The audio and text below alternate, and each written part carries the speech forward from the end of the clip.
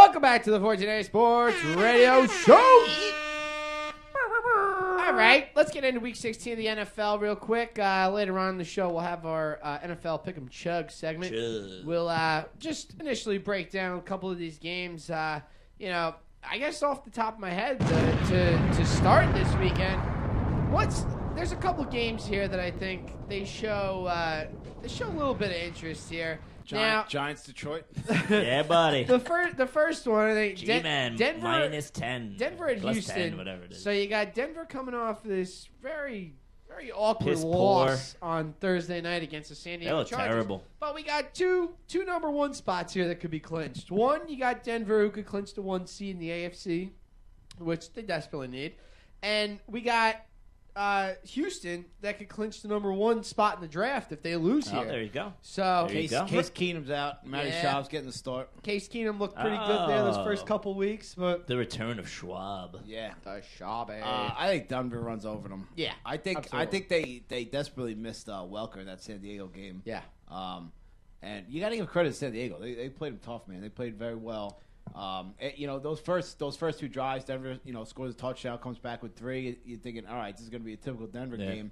And, San Diego defense stepped it up. They really did. Well, one of the things that San Diego, they basically had the same game plan that they had. Remember when they played Indianapolis on that Monday night game where they just played ball control, run the ball, get those first down those third down conversions. They did a great job of not letting Denver have the ball for most of that game. Right. And also, I guess San Diego's head coach. Mike McCoy, yeah. Denver's offensive coordinator from last year, so definitely familiarity there and knowing kind of the opponent a little better. And San Diego held Denver to their 2 lowest yardage totals of the season, so definitely something to look up. But Denver like went 3 and out like four times in a row, so they didn't possess the ball. They didn't even try to possess the ball, and who catches more big third down conversions than Wes Welker, right? Yeah. That's he moves the chains, and I really think they were missing that. That guy across the middle, working the hashes. Yeah, because a couple times you saw him and Rasheed Caldwell, I think the guy was filling in that with miscommunication or right. Peyton went one way, he went the other, and it's kind of like you could tell there wasn't the same familiarity. Well, Phil Rivers early in the game, he had that a couple times with Keenan Allen, and he's screaming at Keenan Allen, telling him how he ran the wrong route. He's not afraid to show his emotions on the field. No, they said one of the Denver guys said he talks more than any quarterback he's ever met. Yeah, and he's a fiery guy, man. He's intense. He's like the exact opposite of Eli Manning. It really. What's funny? Oh yeah, he's like a big Christian. He has like 7 kids. Rivers? Yeah, really? I don't know if I said this on the show or not. Just because Antonio Cromartie has a lot of kids doesn't make him a big Christian. Next you're gonna tell me, he's Christian. No, but I'm saying it's in conjunction. He has 7 kids with the same woman. Oh. Well, that's pretty good. They are all under one roof. Does he know all their names? Probably not. That's a lot of kids. That's a lot of kids. Crow ain't know all his kid name. There's Crow 1. That's Crow 2. Now, another interesting matchup, Week 16. You got Indy against Kansas City. That's probably going to be a first-round matchup, but Indy's at Kansas City for this one, so you're probably going to flip the teams around. Indy will probably grab that 4 spot. KC will be number 5 right there. Yeah, I got you. But an interesting game to say the least. I mean, I don't think Indy really can't move up because Cincinnati beat them. Cincinnati basically just has to win a game because they're going to have that tiebreaker over Indy because they beat him a couple weeks ago. I'm just looking at us now with the Santa hats. Looking good. Should I fix the? You got the name tag on there. It's nice. Oh, no, you should have got some glitter. Got that going. Yeah, you would want the glitter. Yeah. What? The only glitter I get is at stilettos. Oh, I thought that was in my magic fairy kingdom. Interesting game. Just because those are 2 teams that are probably going to see each other in the playoffs. Well, how about Jamal Jesus Christ Charles? Oh my goodness! God. How about that game? Whooping that asshole over there. And talk about fantasy. Forget it. I think they said there was a record amount of points scored this Sunday, something like that, with all the points scored between the games. Yeah. But Charles, what does he put up? 50 yards on the ground, right? And then goes 5 for like 180 and 4 touchdowns in the air, and heads one rushing. I think they said Alex Smith threw for like 280 yards, or something, but traveled like 25 sneaky. Yards in the air or some crazy number like that. Been really good for Casey. I mean, and we all kind of saw him, show that he can manage games, but he's actually put up numbers with KC this year in different games. I think Andy Reid, for as many faults as Andy Reid has, being a father, number one, not being able to manage a game, number two. That was the lowest of blows in this holiday season. That might have been the lowest blow of 2013. Let's make it the award show tonight. Father of the Year, Andy Reid. All right. All right. Back throw to Joe Philbin in the mix, too? Jeez. What'd Philbin do? Well, his son died. Yeah. Oh, the kid drowned or something. Yeah, like an ice, walking across the pond. Accident, Don't be walking across the pond this holiday season, kids. Just quick tangent. Just walk around. There was a girl, I think she went to Wisconsin, right? She was drinking tequila all day. She went back to her, wherever she lived, and I guess she got locked out of her apartment outside and got frostbite on all of her limbs. And all her limbs might have to get amputated. Jeez. That's not good. That's not a good holiday wish. No. All right, now let's get to the extremely important game. That's how I labeled them. I've got interesting games and then extremely important games. Really, really, really important. So they're going to be broken down in time differentials, which is great for us, the fan. 1 o'clock, we got New Orleans at Carolina. This is a major game right now because, New Orleans, they lose this game. They are looking at some deep doo-doo, my friends, because essentially, they looked like they had that number 2 seed all locked up. Carolina wins this game. They're going to come in and get the 2 seed. So, what the hell's going to happen here? I like Carolina. New Orleans obviously shows that they don't play the same. They're not the same team on the road. Not at all. And they've shown it time and time again. Whether it's at New York, at St. Louis. I mean, just coming in looking flat at Seattle, and just looks like it's like night and day. It's crazy. I mean, it's not even the inside-outside thing. It's just in that dome versus on the road. That offense does not work the same. That defense is not effective. Definitely not. And they just came out today. That guy, Jermaine, what's his name? Armstrong from New Orleans. He was that big lineman that ran like that 4.640 last year. Sticking him in at left tackle, so he's going to be protecting Drew Brees' blind side in this one. And Carolina's got a tremendous defensive line. Garrett Hartley got cut, so I don't know if that comes into play at all. This game could get ugly real quick. Carolina's a 3-point favorite in this one. I really like Carolina. We'll get into that later. I think it's close, but having a heck of a season. Cam Newton, absolutely, he's played really well, and a little flash of D'Angelo Williams last week against the Jets. Took that screen pass. Yeah, showing he has the wheels. Yeah.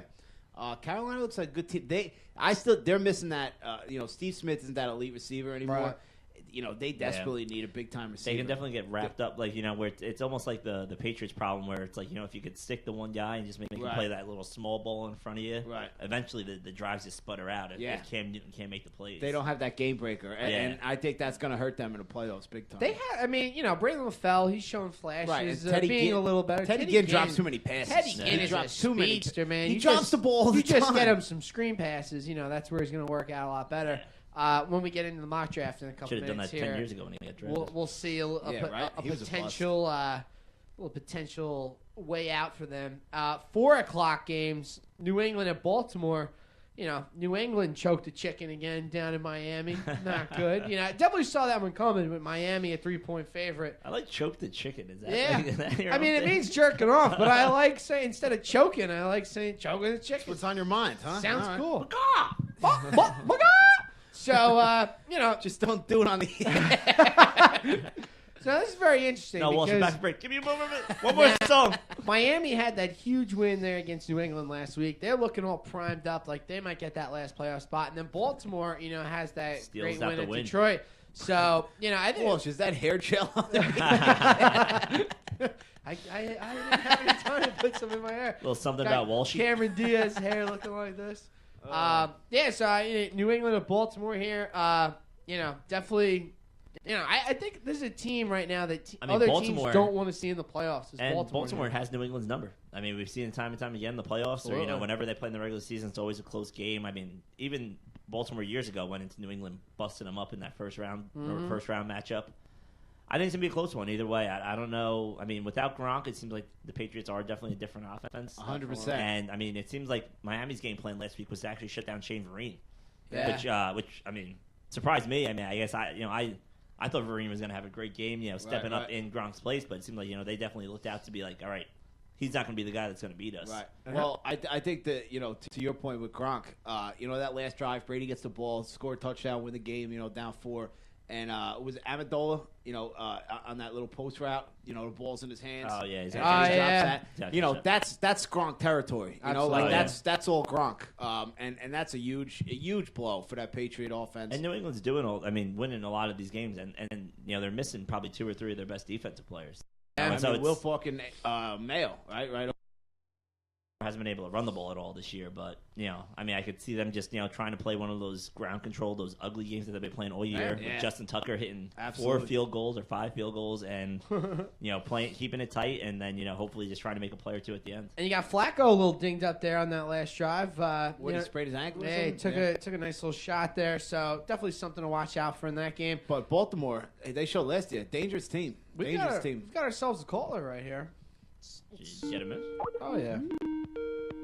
That's a 347. Yeah. Hey, welcome into the 14A Sports Radio Show. Caller, who is this? Yeah, this is Bo J, man. Bo J, what up? What's up, brother? What's going on, man? No. How we doing, Good, man? What's on your mind, Bo? Nah, man, I just want to show you guys love, man. Just calling in, man. That's what's up. Appreciate it. Who's your team? Who's your NFL team? Come on, man. Dallas, baby. After that game last week? Chill. I don't need the insults, all right? I don't need the insults, man. Bo. I know. The play calling is trash and the defense is trash. All right, I understand, man. Bo, whose fault was that loss last week? Yo, best believe we will clinch the last week of the playoffs. Oh, man. He's all right, calling it right against now. Philly. All right. Yeah, my word, dog. And my basketball team is not doing too good neither. I'm a New York Knicks fan. I feel your pain there, Bo. Your worlds are just falling down on you right there, bro. I hear you, That's man. tough. Yeah, I'm not doing too good with the whole sports thing right now, man. I'm real depressed right now, Do you like any college basketball teams? You start rooting for them early. My college basketball team, I'm a Georgetown guy, man. I've always been a Georgetown dude since Alonzo Mourning, Dikembe, and all them guys was over there. I like it, little John Thompson action. True. Yeah, man. Yeah. I'm a real, Big East type of dude. All right. I like it. Well, stay positive. Like you said, Dallas still got a shot for all the bad losses they had this year. Yeah, I mean, we want to wish you luck, but we thank you for calling in, but I just can't get behind this Dallas train. Bo, do us a favor. When Dallas is on the golf course during the playoffs, call back. We can make fun of you. Man, I love y'all, man. Y'all be easy. Have a good night, man. All right, thanks. Nice, Appreciate it. All right, man. Gotta love it when the fans are calling in. Just say what's up. Holy shit, we got a fan! Holy shit, we got a fan! Bo J, the official, man, wins the 14A Sports Award for the official fan of 14A Sports. He's thrown right in the mix. He's thrown right in. It's between him and Spanky. Oh man, let's give it a Bo. Oh boy.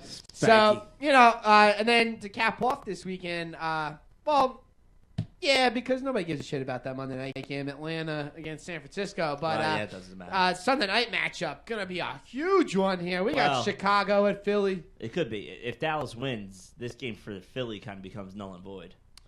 Right. Because either way, if they win or lose, it doesn't matter. They could still the division's still on the line next weekend. But huge game for the Bears either way. Mm-hmm. With them still trying to fight for that playoff spot. And I don't see Philly just laying down and being like, we'll just sit this one out, Definitely especially after the bad loss last week. What did you guys think of the call to go with Cutler and sit McCown?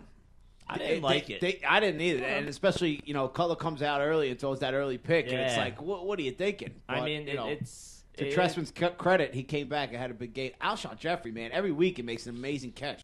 And now, I guess I was hearing today that Bill Carroll was killing the Jets for taking Stephen Hill instead of Alshon Jeffrey in the draft. Yeah. How could you not? How could... All right, this guy... Well, no, listen, Stephen Hill, he was a receiver who was in a misplaced system out there at Georgia Tech. Absolutely. And he has one route. It's a fly route, And he doesn't even catch the ball. Yeah, he's not versatile. He doesn't do anything that was he didn't do anything in college. They basically drafted him off his physical stature. The guy's a monster. I think they were trying to catch Calvin Johnson in a bottle right there, coming with the Georgia Tech thing. But That sure as hell didn't work out.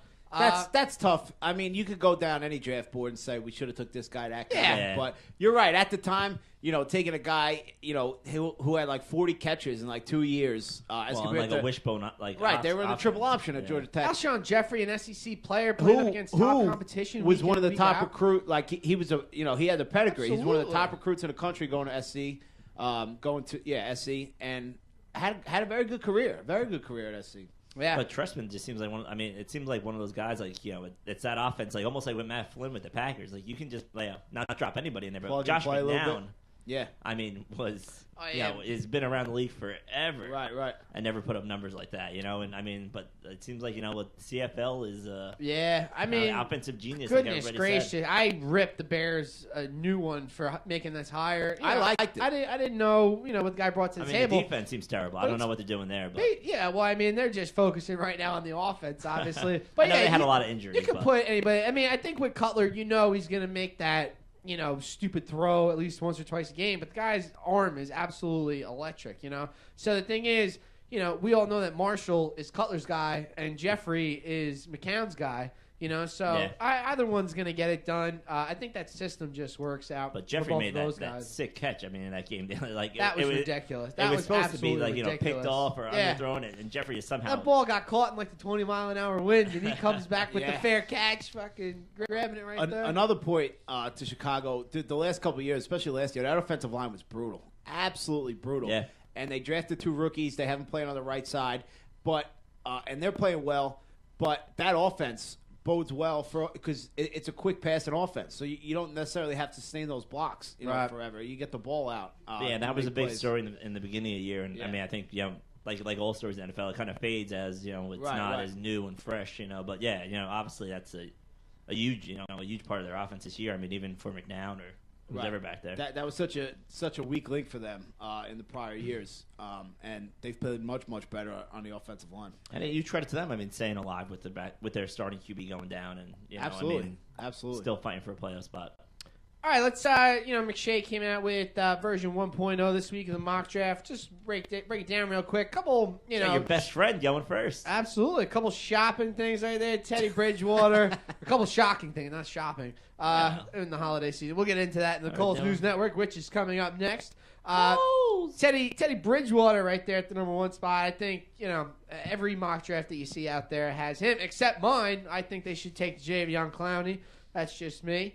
You got Teddy Bridgewater there. Jake Matthews, number 2. Not that shocking. St. Louis, which is the Redskins pick. Yes. And how look at the Redskins are just falling apart. Did you see the story came out today where they said RG3's father is like too meddlesome and he's getting in a mix and he wants him to Art Briles. Yeah, he should be the head coach and just get nastier and nastier. PTI did a whole 2 minutes yesterday about RG2, like what he's talking about. Nice. I'll tell you what, that's going to be a fascinating storyline in the offseason of how Snyder versus Shanahan. Oh, yeah. Does he pay? There's no way. Shanahan's going to fire him, but fire him for cause and not going to pay him. That's going to get litigated out. That's going to be a whole big thing. Yeah, I can't wait for that. That's going to be very fun. And by the way, Kirk Cousins played pretty well. Absolutely. And against the poorest Atlanta defense. Yeah, I mean, Atlanta has looked. I mean, a lot of he gets to go up another poorest defense this week in Dallas. So, but I liked again, and I'm all for it. They went for 2. They went for the win. Yeah, absolutely. And they didn't get it, but I still think that's the right decision. I really do. I think you have a better chance of winning the game right there than you do in overtime. I think your percentage is higher. Well, especially in the NFL, it's not as. I mean, even though now you get the ball back, but still you got to make you might have to make an 80-yard drive or whatever it is, versus 2 yards, 2 yards. 3 yards. Hey, what the hell? You got 2 teams playing for nothing. What the hell? You go for it. Number 3 in Todd McShay's draft, Blake Bortles. Jumping all the way. Girlfriend. Absolutely. Hello. That'll help your draft stock anywhere. I hope he's in a mix because the more TV time that chick gets, the better for all of us. Or you just go on the internet. Now we got to go to the draft if she's going to be there. Oh, yeah. We'll steal her right away from Yo, girl. Look at our Santa. We got our own sports show. What's so up? This is pretty shocking here. Bortles there at their number 3 with Manziel at number 4. I think Jacksonville's going to do something drastic because they need something to put some asses in the seats down south. I don't think that's the right football move, but Johnny Football bust in the NFL. Depends on the system. It depends on the system. I don't think so. No, I think he's going to be good. I like Johnny Manziel. I think he's all. I think this whole persona that's been built up ever since the Heisman and all, I think it's great. You know, I think it's kind of ridiculous how ESPN tracks his every move, but the guy's a tremendous football player. You know, and you got to root for those smaller guys that say, "Oh, they can't do it because they're small." He's actually had a better year this year than he did last year. He actually did. You know, obviously they lost to Alabama this year. They didn't beat Alabama, and you know they had a couple other losses, but. He's played very well in a tough SEC, which is the defensive conference it used to be. But I think Johnny football can absolutely play in the NFL. But I think with a lot of these guys is it's kind of system dependent. I think a big thing you look at the system. Andrew Luck last year was unbelievable because he threw the ball downfield, right? And losing Reggie Wayne was big, but they changed his offense, and he's just not as good this year, at least in my take. So I think the system you play in, I think means everything in the NFL. So Jacksonville would be a good pick for him. Yeah, exactly. Andrew Luck, Luck, that Jacksonville system. Andrew Luck, they keep hooking him up with guys from Stanford. You know, they went with the tight end last year, and then they got him a receiver. And the old coordinator. And then the receiver, he had his first. He's from Stanford too. I forgot his name, but he had his first NFL touchdown catch this year. You know, just straight laser right over the middle to him. But I'll give it to the Jags. Gus Bradley's got him playing hard. Yeah, absolutely. Definitely. They didn't lay down. Absolutely. Very easy for them to just give up and say, you know what, we're gonna lock this down, this Teddy Bridgewater deal down. No, they've been playing very good ball. Oh my God, it has the Browns taking. And they're playing Tennessee this week, which they can definitely get another win. Jadeveon Clowney, number 5. In Atlanta, I'll tell you what, if he falls to Atlanta, that is the perfect fit for Clowney. Absolutely. Perfect. They've been, you know, they had John Abraham. They tried to go with OC to find that edge pass rusher. You know, they had a ton of injuries on defense. All right, I think. Yeah, but, you know, OC is past his prime, obviously. Jadeveon Clowney is perfect for Atlanta. If Atlanta can scoop him up, that's the perfect team for him. I don't think that he falls to 5, but I think Atlanta has a better pick than 5, and that's where they can get him. Derek Carr, number 6 to Cleveland. I mean, you know, Carr's got an interesting bowl matchup there against USC. He's going to have a high-profile game, so if he has a good game in that one, you know, the game's going to be on ABC too, so the whole nation will get to see it. You know, if Carr has a good showing in that game, that's obviously going to elevate his draft stock. Definitely.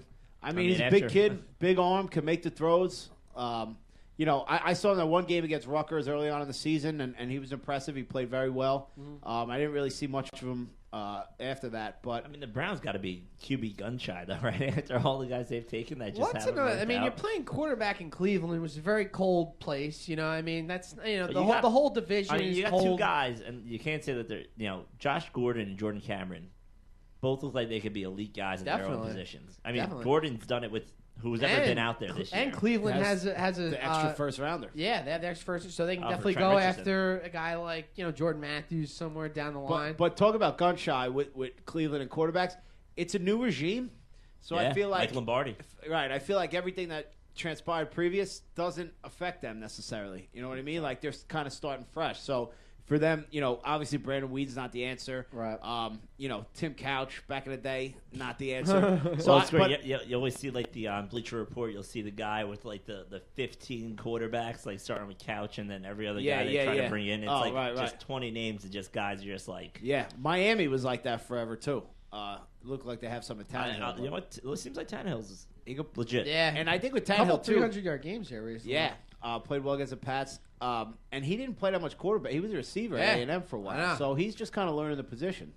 So I think there's huge upside there. I like what the McShay has here. I mean, I think the Bucs are going to be a lot higher than 7 in this draft because they got at St. Louis and at New Orleans. I don't see them winning either of those games. But Anthony Barr, I mean, shit, man, we get him. Rush the passer. Sign me up. Real quick. I think the Bucs.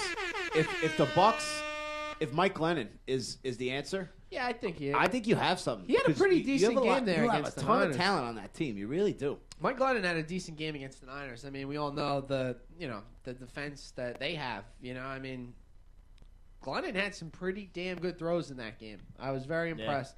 I would say depending on the offseason moves, it seems like Houston and Tampa could be like those 2 teams that are like, oh my God, make a jump. Get Doug Martin back. Get that offensive line healthy again. Watch out now. Now let's go to the local teams. Avoid Mercer.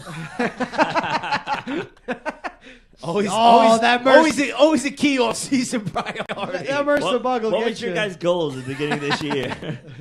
Stop the spread of Mercer. Now, the local teams are going to be picking, looks like they're going to be picking pretty close to each other. I know the Jets have Cleveland this weekend. They can get a win there, maybe get up a little bit. But C.J. Mosley, 11th to the Giants. McShay hasn't met. And Sammy Watkins to the Jets at 13. I think Sammy Watkins is a very good fit. The Jets desperately need to upgrade those offensive weapons. However they do it, they have to up. I mean, Jeremy Curley's a professional receiver, but outside of that, they don't have no one on that offense. I mean, maybe Chris Ivory is not bad, but no other skill position is of NFL caliber, right? Who? Jeff Cumberland. He David Nelson playing in there. I mean, Santonio Holmes, I guess, but he's gonna be gone. He's cut. Yeah. We lost Kellen Winslow for a big portion of the season. And Kellen Winslow was on his last. The Jets have shown time and time again they'll draft defense. I mean, this was the same predicament they were in last year. But even though there was no one at that spot that was worthy of that pick when they took it. Right. Now I don't know if they feel like Sammy Watkins is that guy either, but you see him time and time again go for defense. And I think in this spot to the Jets. Is Rex Ryan going to be there? And, if Rex Ryan's not there, if they bring in an offensive guy, the odds are they probably, if they did get rid of Rex, they'd probably bring in an offensive guy who, I think it's too early to speculate on that. But they'd probably go offense just because that's what NFL teams usually do. They usually switch it up. Look at Chicago, got rid of Lovey, brought in Trestman. Then I think, they're probably definitely offense. But if Rex is still there, can't you see Rex taking another defensive guy, an outside pass rusher? I think I absolutely could. At this point with his job on the line, I think, his job's been on the line the last 2 years. But if he's back next year, then it still shows he has some kind of clout in that organization, right? Yeah. I think Woody Johnson is a big fan of him. The only guy I could maybe see them going after, like, Clinton Dix, greatest name out there. Justin Gilbert, very good cornerback. But other than that, I mean, I think they're at the point where now it's the boiling point where, they got to go receiver. I mean, here's another thing, too. If one of those quarterbacks, Bortles or Carr or Manziel, any of those guys, do you go there? If you know what? It all depends on your draft board. I think for almost all NFL teams, you have to balance need versus skill, and be true to your draft board. But if one of the quarterbacks are there, and you, that's what they did with Geno. They had Geno rated pretty high, and he kind of fell to them in the second round, and they took him. Yeah. But I think you got to stay true to if they have one of those quarterbacks, high on their draft board, and he's there, you have to take him because Geno may not be the answer right now. I think Geno showed some flashes, but with no offensive weapons. So I think it's definitely an option. You keep trying to find a franchise quarterback until you have one. Yeah. And Geno may not be. Right now it doesn't really look like it. So if there's one there and you think he could be the guy, then you have to pull the trigger because that is the NFL these days. You have to have a quarterback. Yeah. But the thing is though, if you have faith in Geno being your guy, you got to give him weapons to work with. You know, it's like you got to eventually start saying like I'm either free agency or whatever it is. Real quick, bigger need for them: quarterback, wide receiver. I would say Geno could be a competent NFL quarterback, and I agree with you, Nips, that you got to give him some time and give him some weapons. But if a quarterback that you have highly rated falls to you, you have to take him. I think that's just the nature of it. Yeah. But should they, a defensive guy versus a wide receiver, I think it's pretty obvious that you have to take a wide receiver. And then the Giants with C.J. Mosley. Quarterback. What? No, I was saying quarterback or receiver. No, I'm saying if there's no quarterbacks there and it's between a wide receiver and a defensive guy, you have to upgrade that wide receiver position. All right, real quick. C.J. Mosley, I don't know. I don't see the Giants. I don't know. The Giants usually go high with linebackers, but I mean they've needed one the past couple of years and they've kind of passed on it. I would think they would go offensive line if there was a guy there that they liked, but we'll see. I agree, Nips. Jerry Reese has shown he doesn't really value the linebacker spot. That's not a high priority for him. Even though they made the move for Beeson this year too, which right, I mean, was a low round draft pick, Yeah, 7th rounder, 6th rounder. Right, a low round draft pick. They haven't taken a linebacker in the first round since Carl Banks. I wasn't even alive. That's how long ago that was, and I'm getting pretty old. I know you guys are probably, Nick's probably going to be gone next year. You're going to have a wide receiver need as well. Maybe look at one of these guys. No, I would think Randall's going to step up with Cruz, and then. Try to get a late round guy. I don't see him drafting anybody this high profile. A couple of good running backs coming out this year. Well, not good, but serviceable running backs in the free agent class this year. You could have Tate from the Texans. Oh, free agent wise. Yeah. there are a couple guys there that maybe could step in there. So I know that's another big need. Well, in terms of the draft of running back, I think it's pretty much been shown that there's no reason to take a running back early. Yeah, I mean, free agent, really not. And David Wilson showed that to the Giants all too much. Is David Wilson? Is he? What's his deal? He's just chilling. Is his spine collapsed or what? I have no idea. Real quick before we get to the Coles News Network, just cover the receivers that McShay has in there. He's got Mike Evans, 20, going to Baltimore. Jordan Matthews, 23 to Cleveland. Baltimore needs a big Kelvin receiver. Benjamin jumping up draft boards The here lately. He's moved up a little with Winston's success. He's moved up a lot. But 27 to Carolina, which is very interesting. We talked about that. They absolutely need a big-time receiver. They're desperately they could use some help in the secondary also, but that front seven's very good. And they really need a dynamic receiver, absolutely. Yeah. So, Cleveland, this guy, Jordan Matthews, I was watching some film on him today. You were watching film? By film, I mean YouTube. But, he's kind of interesting. He kind of reminds me a little bit of Larry Fitzgerald, where in the sense that he's not very flashy or has the moves, but he just gets it done fundamentally, Larry Fitzgerald was awesome in college. I know. Yeah, and he was the number 3 pick.